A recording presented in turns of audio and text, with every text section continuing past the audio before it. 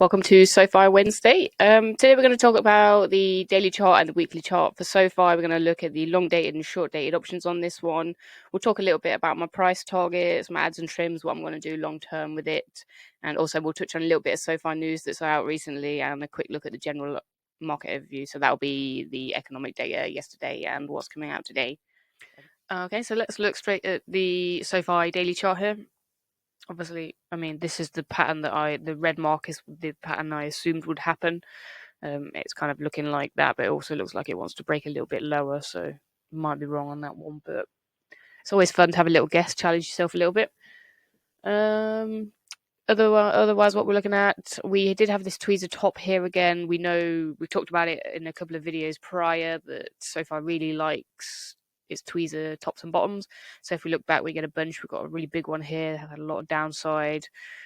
One here, one here, one here, one here, and they're very good at signaling kind of short-term tops in price action for SoFi, but it also works on the flip side. So we have some at the bottom, so tweezer bottom here and a lot of upside, and then again here and scattered around there. So this little green dotted line, I'm trying to add on little markers for my ads and trims as well, so it's easier for people to follow. So I added back on this green little dotted line there at about 765. My fair value on this one is still $14. So from today's kind of drop, where are we? We're about here. We can head up to 14. So that's still about a 91% move that we've got. So we've got plenty of potential upside on this one to where I think it's going to go in the short term. Bear in mind, short term doesn't mean days and weeks. It's months and maybe up to a year. Sentiment's going to kick this one for a while still, I think. But the longer it stays in this flat kind of range, the more violent the upside will be there, which we like. Other kind of levels we're looking at, this volume shelf here, if I just move the chart sideways, this is going to be really good support. So I think if we do fall a little bit lower, this volume shelf here, the shaded blue area, the bull market band, and then this blue trend line, that's going to be really good solid support. And then underneath that, we've got this historical support here as well. So again, I don't think we'd ever go much lower than $7, and hopefully we do curve around back up, because that would make me very happy that I timed the ad on that one very well. The RSI for the most part though is kind of flat. We did have a little bit of bearish divergence here. We've kind of faded that out since we've come down. MACDX Plus though, that looks very good. Whales still strong, retail's flushed out, and flows kind of just hovering around, not the best, but I'd like to see that a bit more green. If we zoom in, it's just kind of neutral blue there, which is better than red, but not as good as green. Talked about price targets, my ads and trims. I'm going to trim any downside on this one. So if we do get that back down close to that $7 range, I'll probably add a little bit more to my position. My weighting on this one, I think, let me just quickly check for you. Sorry, I should have done this before, but so I'm currently at 10.69% weighting in my overall portfolio. So I'm pretty happy with that weighting. I'd like to keep so far about 10, but with the ad from today, I've just shimmied it up a little bit, but I expect the rest of the stocks to recover and just kind of even that out as well. Okay, so on the weekly here, we do notice again, we talk about this all the time, we do have a lot of these kind of flag areas, and the measured move for those always get hit. So we know SoFi, from a technical perspective, always has a very strong chance of completing its measured moves. Now, some stocks don't always do that, and other stocks prefer to follow different patterns and different signals. So it's important to apply these patterns specifically to each stock you're looking at. So look back through the history of the price action and see which kind of patterns it favors, what it prefers to look for, because patterns are psychological. The easier they are to see, the more kind of honored they will be, the more likely they are to complete. It all depends what the traders are looking at. And don't be kind of forcing in higher highs for your charts. Always try to make them line up very conservatively. So you want to be aware of the levels people are going to start taking their trims up, but you want to do those trims earlier than everyone else to make sure you're able to get them in. So don't just kind of add on a couple of extra cents just for the sake of it, just to get the whole round numbers. But on the weekly chart here, looks very good. We do have the breakout and then the back test kind of confirmed here probably need to move that line a little bit down a bit. But this pullback, I'm not too concerned about. It's just going to act in like a bit of a longer back test. I do still count this as it's on its way to completing its measured move, which would be about $10.20, which also lines up with the short-term green pattern there. It's a bit of a wishy-washy one, but it was nice to have some confluence there, which also lined up with the previous take profit that we hit back here as well. So a lot of confluence in that area. Pretty sure that's going to hit when it does go. The RSI is kind of neutral. The MACD Plus here doesn't look as good on the weekly, but the golden cross is active for the time being. I'd like to see those lines separate though, so a good pop to the upside should help those diverge a bit. Retail's starting to get a little bit too dominant for my liking, so I'd like to push those back out and get the moving averages separating again. The flow does look good though, so I'm happy about that. We did have the one golden bar here. I'd like to get a couple more there just to confirm that bottom's in. Okay, moving on to the open options interest for SOFI here. We can see we've got this $8 strike. That's pretty strong resistance, and we're already pulling back from that quite nicely. So that's quite a tight range as well, with the support being under $7.50. That's very tight. So when it does break out, that should be quite nice. It seems like investors aren't really sure which way it's going to go this week. That kind of makes sense when we look at the macro, what's happening. There's a lot of fear and uncertainty in the market. Probably a lot of stocks are going to be quite choppy like this. But that's good, means people are still looking at it though. So if we just put it a week out, again, we're still looking at quite a tight expected range. Although there's looking a little bit more bullish. We do look like we want to go back to this gap fill. We previously tapped it closed, which was nice. So it makes sense we had a pullback there, because normally that's what happens. $8.50 though, it's going to be resistance again. So that one's going to be a really tough level to crack. So I'm not expecting any large moves from SOFI in the short term. We do have earnings at the end of the month though, so I'm curious. I think it comes out on the 29th. So let me just check the 1st of November, what we're kind of thinking. Interesting that support has moved up to $8, but not much on the flip side. Check the week before. The week before was looking a bit more bullish, so perhaps people are anticipating a run up into earnings and then a pullback. But for the most part, I'm pretty confident earnings are going to be good on this one. They've been good very consistently, so there shouldn't be any surprises there. Just take a look at January 2025. The expected move's a lot broader here. So into the end of the year, people are expecting some strength out of financials by the looks of it. So $10 is very good resistance on that one. We looked at that level on the daily chart as well. And then $15 as well. It's a little over my fair value, but that makes me happy that I'm looking in the right ballpark as well. Okay, so far news. Got a few little nuggets to talk about. Galileo launched another new product. It's coming out thick and fast with those. So I'm enjoying seeing things moving there, as that's been one of the kind of lagging areas. So anything that's going to jumpstart that'd be great. This one, Galileo launches secured credit with dynamic funding. That's the kind of product I hope they move over to the SOFI main offering as well. So this is a product aimed at low credit or no credit kind of end users. So it's a dynamic secured credit card. But yeah, hopefully I see that transfer over to SOFI as well. I guess they're just kind of testing the waters on that one. Other than that, though, SOFI launches directed share platform for US IPOs and capital raises powered by Primary Bid. That's just a roundabout way of saying they're going to help people have more access to IPOs. So a lot of the time that's kind of reserved for high net worth individuals.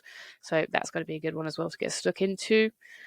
What else do we have? We've got now this chart was on the last video as well, the SOFI institutional ownership, just showing that it's really starting to ramp up again despite the price coming down. So do with that what you will. But that's not updated for this month yet, though. I expect it to keep grinding higher, even though the price is coming back down again. Other than that, though, the short interest is still really holding. This is shocking to me that the short interest is so high. I'm not sure exactly what price level they're trying to push this down to, but I think it's pretty clear that SOFI is basing and the fundamentals of the business are just getting better and better and better.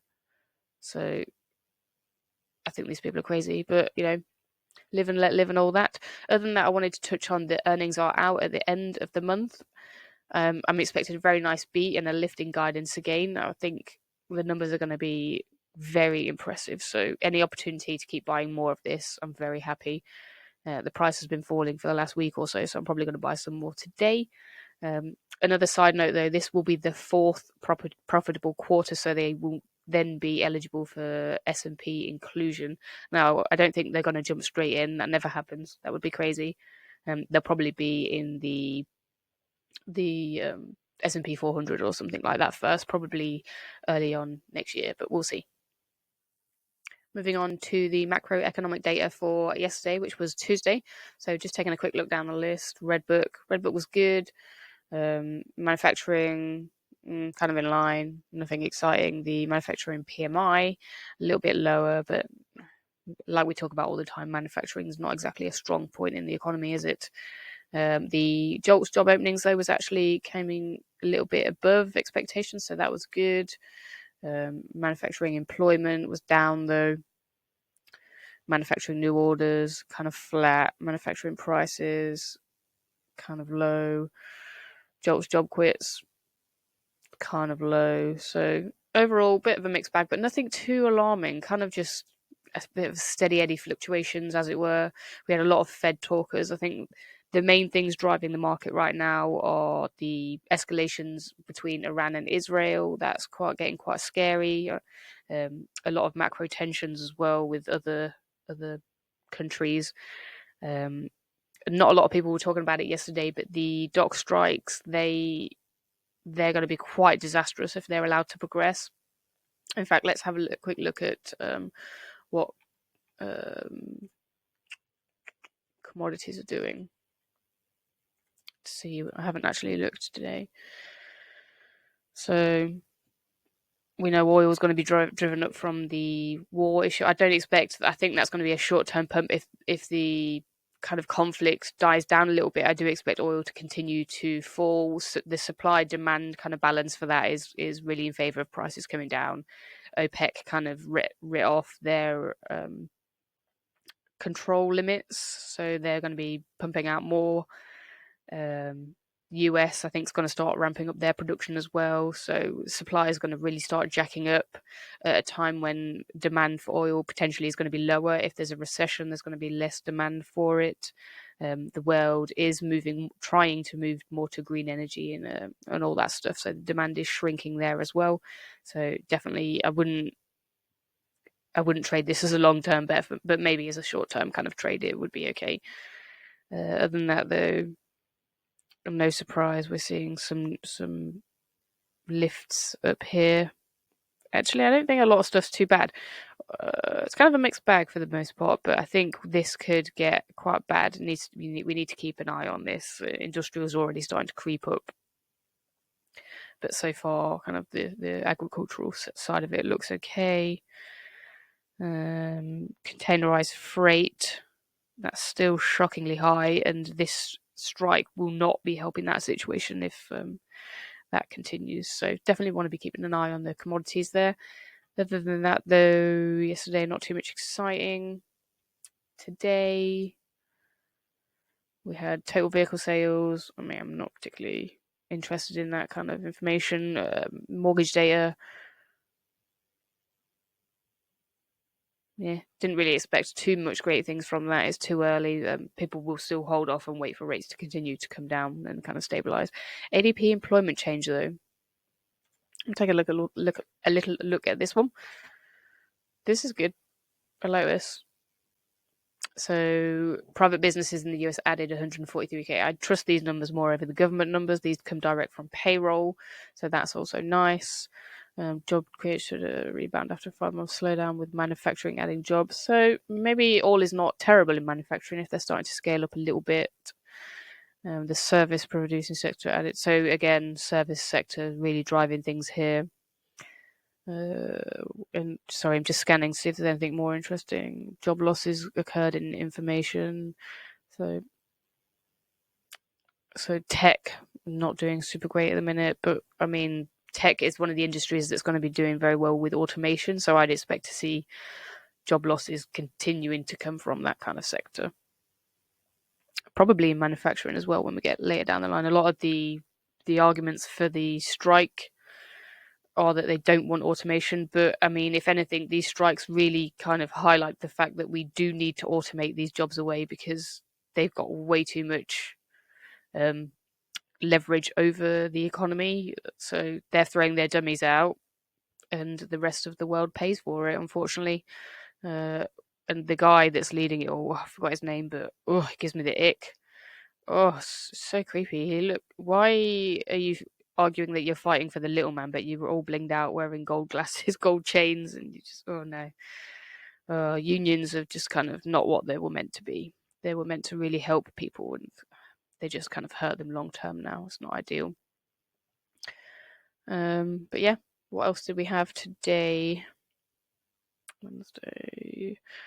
Nothing else is really out yet. We do have more speeches, more oil kind of related data. I don't really look too much at that. I just look at the charts, and then more speeches today. So kind of slow news today, and the actual markets overall. If I just take a quick look in general, if it loads. So actually the market did look terrible pre-market, but it's looking pretty good right now. So must be a lot of people wanting to buy the dip, which is good because we've been buying the dip yesterday and this morning when it was still red. So we're looking pretty good. If you've got any questions, feel free to pop them below. If you have any requests, that kind of thing, just fire them off to me as well. Other than that, though, if you like this content, share it with your buddies and subscribe to my channel, and I'll see you tomorrow.